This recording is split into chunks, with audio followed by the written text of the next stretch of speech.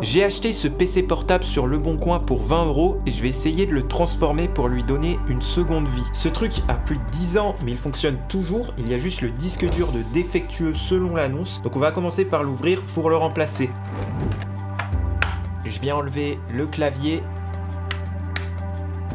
et puis je viens dévisser le disque dur.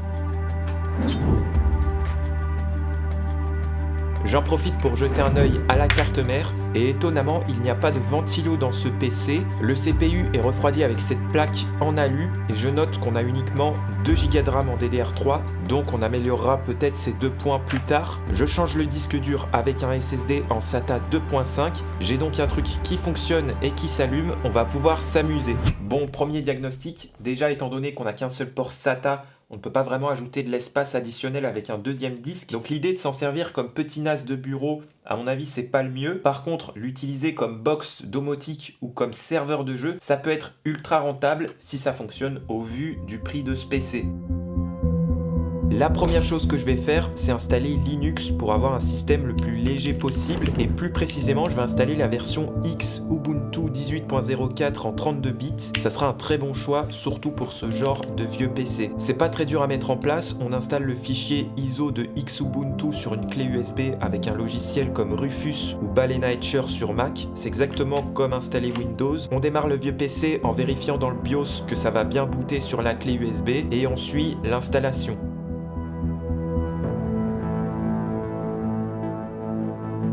Une fois l'installation terminée, l'interface est plutôt fluide malgré le peu de performance et je vais commencer par ouvrir le terminal pour faire une mise à jour des paquets avec la commande sudo apt update. Comme ça on met tout bien à jour et on part sur de bonnes bases. Ensuite, je vais installer SSH, ça me permettra d'avoir la main sur le PC depuis mon Mac. Comme ça, si on vient à le désosser, enlever l'écran, etc., le clavier, au moins on aura la main dessus depuis quelque part. Donc la ligne de commande c'est sudo apt install open ssh-server. Et puis je termine avec cette ligne de commande qui me permet de vérifier que ça fonctionne. Ici, c'est le cas. Je suis actuellement sur mon Mac et je vais donc essayer de m'introduire via ce SSH sur le vieux PC. Donc là, j'ai utilisé ma ligne de commande pour me connecter. Je rentre mon mot de passe. Yes, ça fonctionne, on est connecté. Donc à partir de là, j'ai le contrôle. Je peux faire vraiment ce que je veux, donc on va passer à la suite. Et oui, la suite, c'est là que ça devient intéressant. Et c'est là qu'on va voir si ce bon vieux PC peut encore servir à quelque chose. Je vais installer Docker. Ça va me permettre de créer des sortes de boîtes ou containers légers et faciles à manipuler. Et on peut voir chaque container comme un mini serveur. L'avantage d'utiliser cet outil est que ça va limiter les erreurs dues aux différentes versions de ce qu'on utilise, donc c'est un peu moins prise de tête. Et selon la puissance du PC, je peux très bien par exemple créer un container avec Home Assistant dedans, puis un autre en parallèle avec Plex, un autre encore avec Minecraft. C'est une solution scalable et hyper intéressante à utiliser. Ça sera l'occasion ici d'essayer, mais ne nous emballons pas.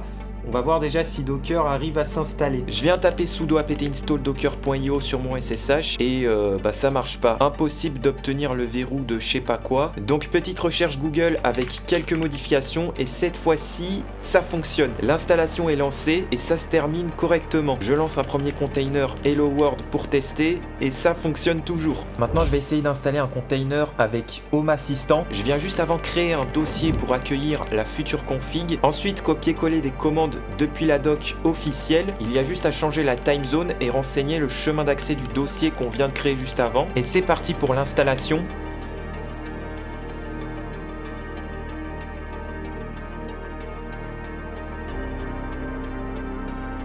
Bon, on va rester patient, je vais encore attendre quelques minutes. En attendant, je remercie Ugreen, mon sponsor, qui m'accompagne sur cette vidéo. Marque d'accessoires et de chargeurs de très bonne qualité. Ça fait plusieurs fois que je travaille avec eux. Aujourd'hui, ils m'ont envoyé 3 produits. Le premier, c'est un magnifique support pour tablette, look minimaliste et vraiment robuste. Toujours cool d'avoir cet accessoire. J'ai essayé avec mon MacBook. C'est pas prévu pour à la base, mais ça le soutient quand même. Donc ça, c'est un super bon point. Deuxième et nouveau produit, c'est une multiprise en forme de cube pour gagner en place avec 7 connectiques et avec charge rapide sur les ports USB. Ce qui la démarque peut-être des concurrents, c'est la technologie embarquée, on va dire, qui permet de réduire ou de limiter fortement les surchauffes et la surtension. Donc c'est beaucoup plus rassurant d'utiliser celle-ci plutôt qu'une autre. Et enfin, dernier produit, c'est tout simplement un adaptateur USB-C, très pratique pour les MacBook. Lui, il a 7 connectiques avec port Ethernet, carte SD et port USB. Il me semble qu'il y a un coupon de moins 15% sur Amazon en ce moment sur celui-là. N'hésitez pas à aller voir les pages produits, c'est vraiment une bonne marque. Je remercie Ugreen et puis c'est reparti, on retourne sur notre projet. Je crois qu'on a un ticket gagnant. Home Assistant, c'est bien installé. Je vais pouvoir maintenant aller sur l'adresse IP de ce nouveau container. Ici, c'est .1.34.2.8023 et normalement, on devrait tomber sur l'interface. Yes, ça fonctionne. On vient de créer un serveur domotique avec pas grand chose. C'est hyper stylé. Maintenant, est-ce que c'est assez fiable et est-ce que ça sera assez puissant pour faire tourner correctement le software? On va faire quelques tests plus tard. Là, on a fait pas mal d'informatique. Je vais me pencher maintenant sur la partie matérielle pour désosser le PC et récupérer uniquement les pièces qui m'intéressent.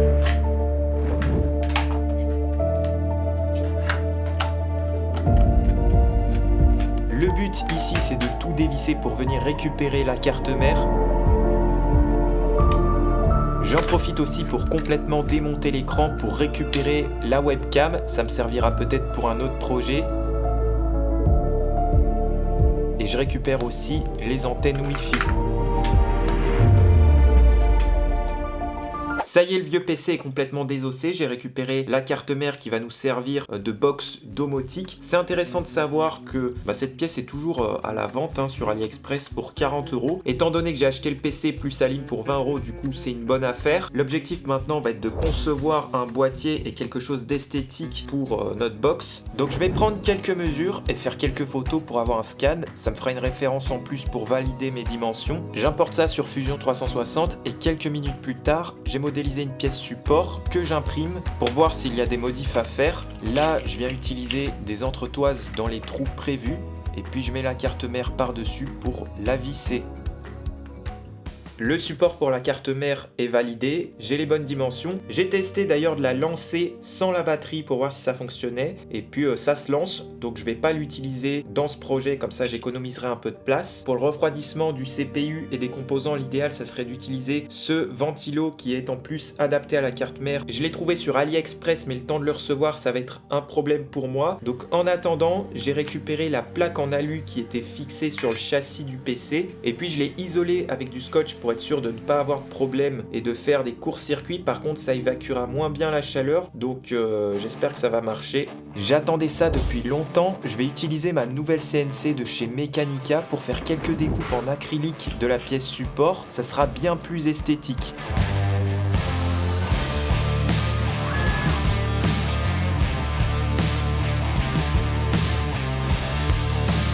Vous le voyez, j'utilise une soufflette avec de l'air comprimé, ça va aider à évacuer les copeaux. Ici, c'est pas forcément obligatoire, mais ça me sera très utile plus tard pour usiner des métaux.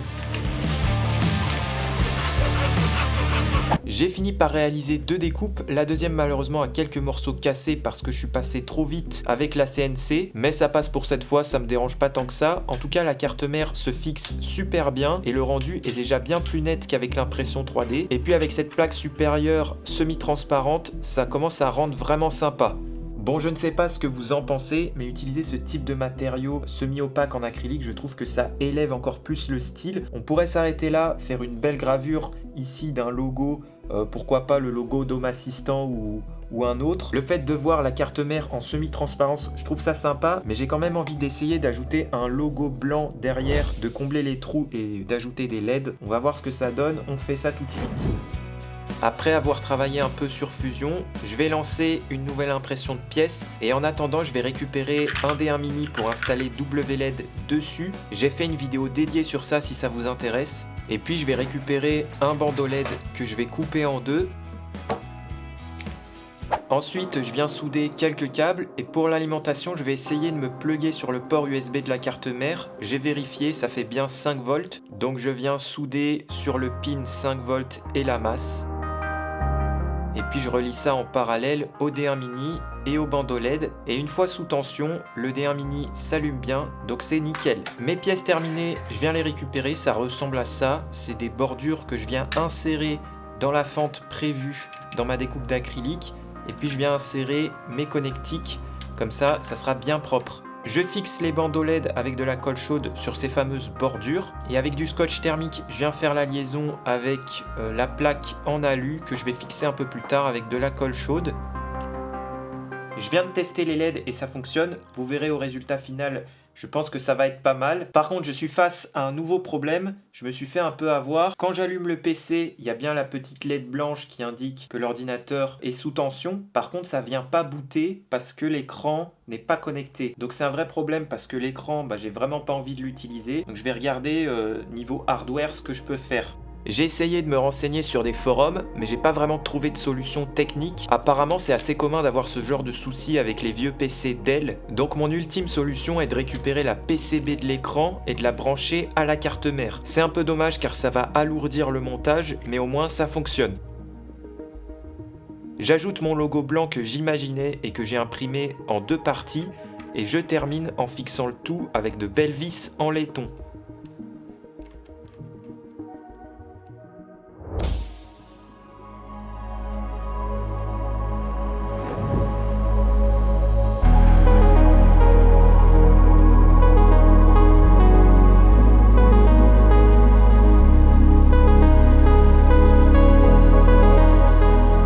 Je trouve le résultat plutôt réussi. Il y a de l'idée, même si c'est pas 100% parfait. En tout cas, en termes de look, moi ça me convient. Il y a juste le logo, par contre, je pense que j'ai un peu abusé. C'est beaucoup trop simple. Il faudra un logo Minecraft ou un truc un peu plus personnalisé parce que là, enfin bref, vous voyez ce que je veux dire. Je serais curieux d'essayer la prochaine fois de faire une gravure plutôt qu'une sorte de pochoir derrière. En termes de performance, j'ai pu m'amuser un peu avec Home Assistant.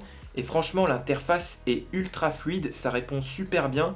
Et bien mieux que sur ma box Raspberry Pi 4. Évidemment, il me faut encore un peu plus de temps pour tester la fiabilité. Le CPU en tout cas ne chauffe pas énormément, ça c'est une très bonne nouvelle, mais je suis épaté de la perf en tout cas, avec Linux d'installer, ça fonctionne hyper bien. J'ai essayé d'ajouter un deuxième container Minecraft avec Docker, ça se fait vraiment en une ligne. Par contre, l'architecture 32 bits du PC, ça nous freine là-dessus parce que c'est pas compatible. C'est dommage parce que je suis sûr que ce petit gars en est capable. Certes, 2 Go de RAM c'est un peu limite, mais j'ai acheté une barrette de 8, donc j'ai juste à remplacer, ça c'est très rapide. Donc pour conclure sur ce projet, mon retour d'expérience c'est que ça vaut le coup de récupérer des vieux PC comme ça et de s'en faire des box serveurs.